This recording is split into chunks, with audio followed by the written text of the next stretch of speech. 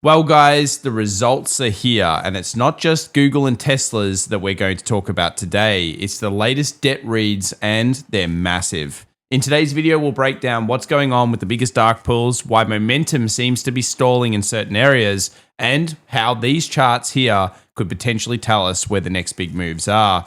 Guys, we're hitting trend lines, we've gone positive gamma, and there's a lot of leverage. Let's talk about it right now. See you soon.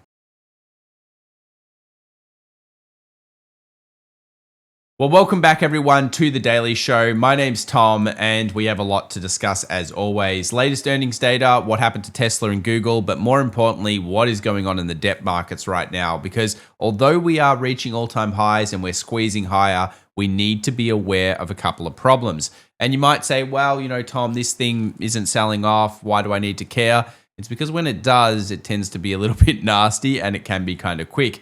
Just take a look at the latest FINRA investor margin debt reads. This is the latest as of brand new breaking reads, and we have just surpassed $1 trillion. Now, this may not sound like much, but remember, each overall bubble needs to be bigger than the last one, and this has now officially done it. We all could have suspected this was about to occur, but we've gone past 2021, where we saw sells, 2007 by far, and of course the 2000 bubble. And the key here is that it is most likely a bubble. Why? When people take this much debt, eventually things go bad.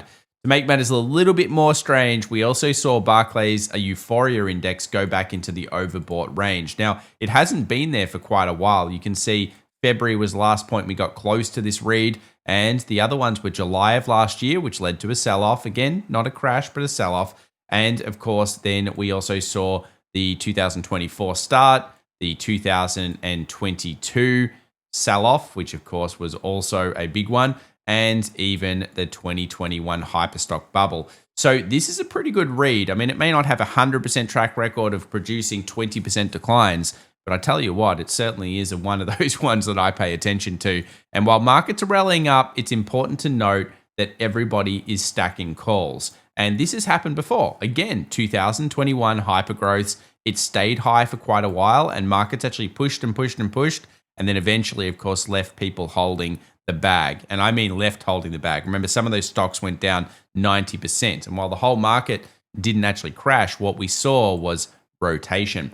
And we could be starting to see that again. Remember, rotation is the key. And what Wall Street does is they move into other areas. One of the areas we've been talking about recently on the channel has been metals. And they are going ballistic, whether it's rare earth minerals, just metals in general, even iron ore, everything's up across the board. And the last 2 weeks have just been like bang, bang, bang in terms of massive gains for a sector that has been unloved for quite a while. More on that in upcoming videos, but let's just quickly take a look here at retail activity, which is the same as 21, another similar read, and of course, 0 DTE options that are just going ballistic. Now, in one of the previous videos, or actually two, we talked about how 2/3 of the S&P options volume is now coming from retail. However, a few of you guys out there are actually hedge fund managers, and you messaged me and you actually said, Tom, even though we're professionals, we're actually being basketed like we're retail. And that makes more sense. I was thinking, how is this possible? It's 2/3. But anyway, that is a bit of an update, and I really appreciate some of the hedge fund guys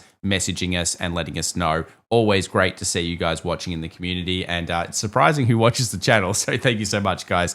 S&P, what is going on with the dark pools? Well, quite a few dark pools actually coming through. We had phantom prints just about 2 days ago. We had a whole bunch of rando late reporting prints that were dark pools into today. And of course, we've pushed higher into the positive gamma zone. We've got through that 63.50 area, which we've been talking about this zone here for a while being an extreme level. And we actually hit 63.70, which is the perfect trend line hit for the S&P.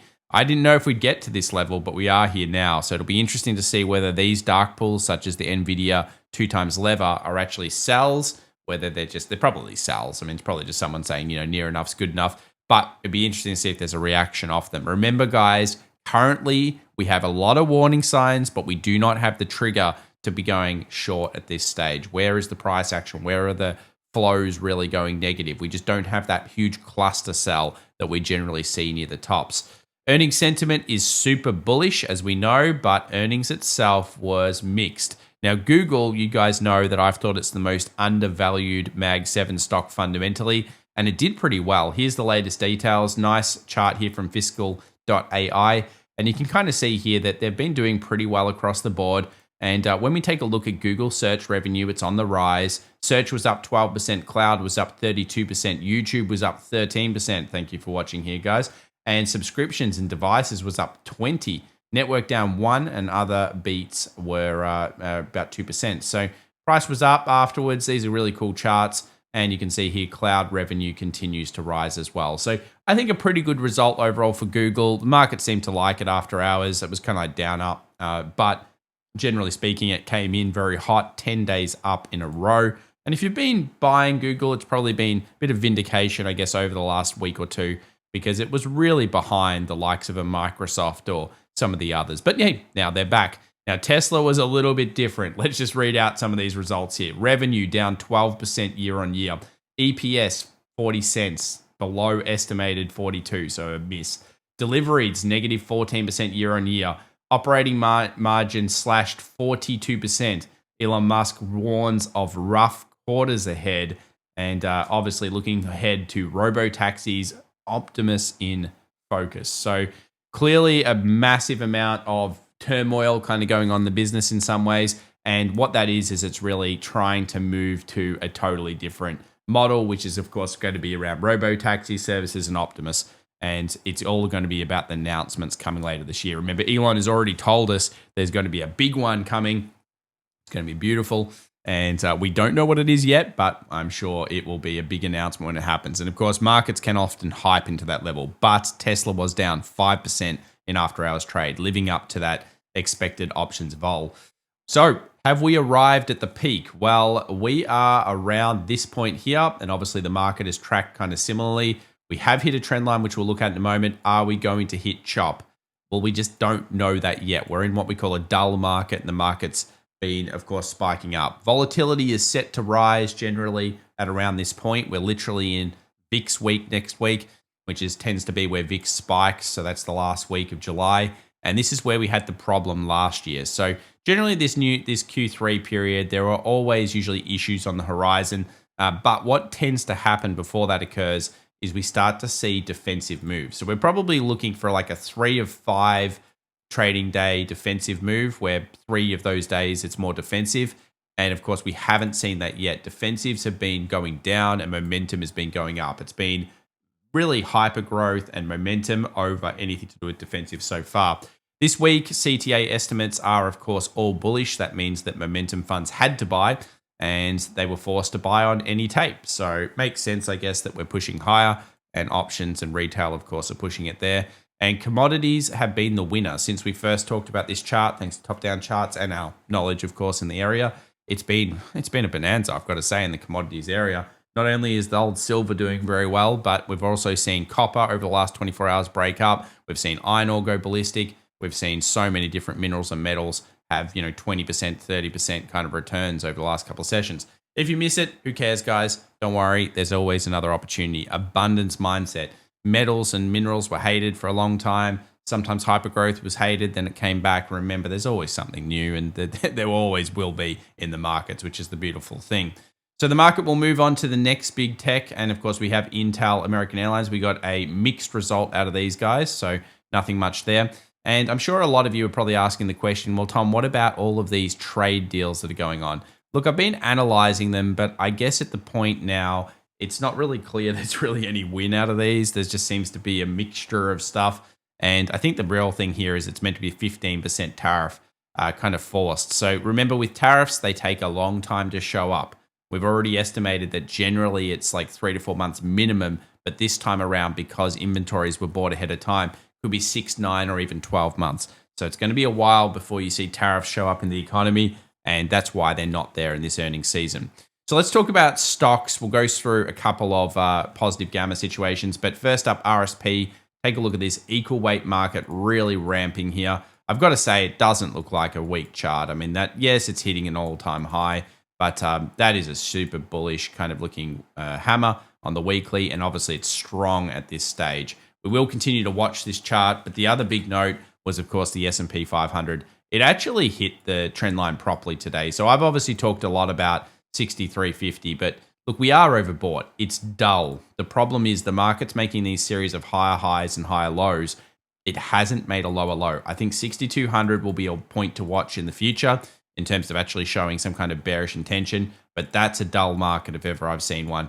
And the issue with these is you do not short them unless you know what you're doing, use options. And as I've said, I think it's still worth, personally, I believe that having a little bit of powder dry might be worthwhile because of the leverage and because of the hype train. But that doesn't mean you go flip everything and say, oh, I'm out, goodbye, sayonara. It's more that you just basically say, okay, I'm aware of the situation. And that's what we're trying to do here on the channel. We've said consistently, this market is pushing higher. It's got that positive gamma situation. Here are the new updated options high lows. You can see that trend line literally hit. I didn't move anything.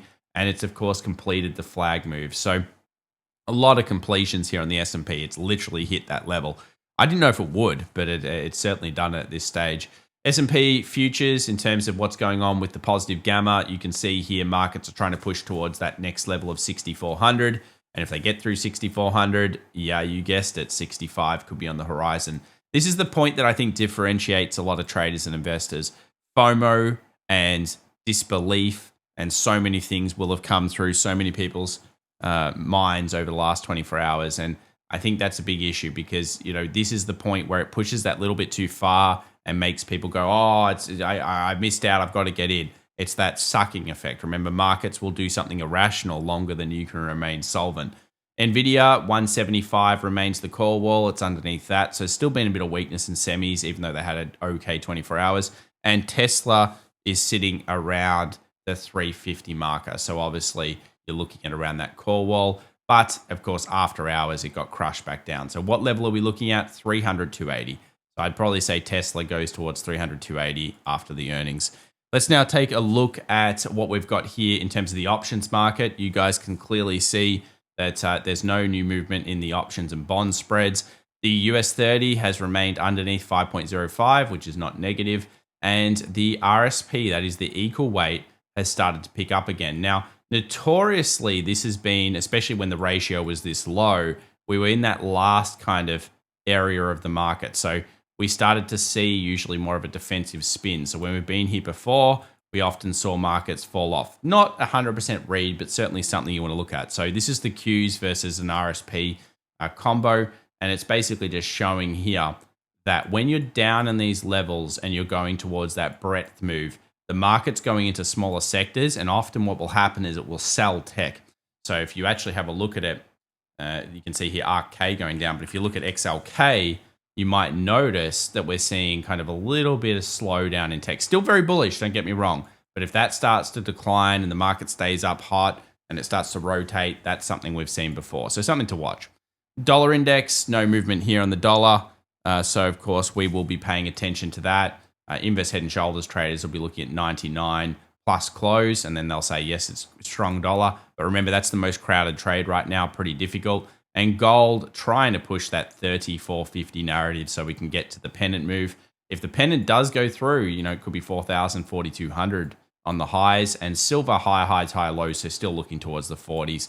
Oil, certainly weak at this point, back to the support. No break down, which I think is important to note, but something to be looking at. And Tesla, you know, at this stage, you're looking at the 300, 280. So are we going to 280 after that earnings? Possibly. It's going to be opening up around -5 at least at this point, unless Musk says something on X and gets it back up there. What about coin? What about the hypergrowths? Well, you guys can see here that the market has hit and tapped out at that IPO phase that it previously had. We did see Hood kind of recover a little bit, but this is FinTech 2.0. So again, what led the market up, starting to show volatility. I like seeing usually markets going up and then not showing these huge sells and then rallies and then sells, because that shows that it's a little bit more fragile. We're getting to that point in some of these stocks.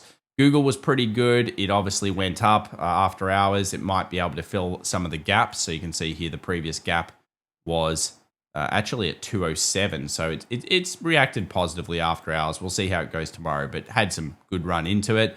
And then, of course, we have HSI, which is the Chinese market, looking good. This has been quite bullish. We've been talking about that. 26 plus, like to see it. And we do know that, of course, a lot of people are looking at Barber. I'm not the biggest fan of bar, but there are other winners in China that do better. But you can again see break of the downward trend line, island reversal. In general, looks more bullish than bearish on the chart. So certainly China getting a bit of money into it.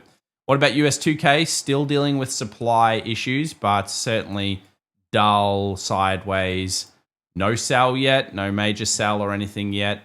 But yeah, certainly would have wiped out a few stoppers that would have had here because there would have been a couple of sells here, and I can see why.